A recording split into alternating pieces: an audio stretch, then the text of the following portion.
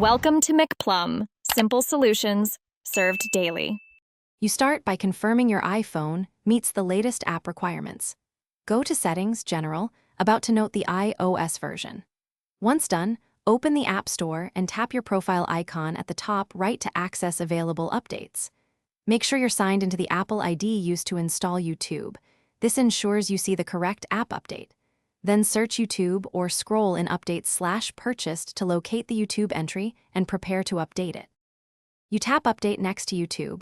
If you prefer, choose Update All to process multiple apps. While the update downloads, watch for permission prompts.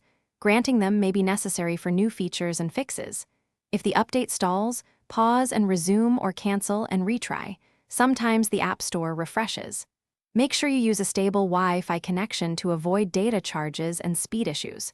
Once the progress circle completes, iOS will install the new app build automatically. After installation, open YouTube to confirm the update. Check the in-app settings or about screen for the new version number. If features look wrong or the app won't open, restart your iPhone to clear temporary caches and refresh system services.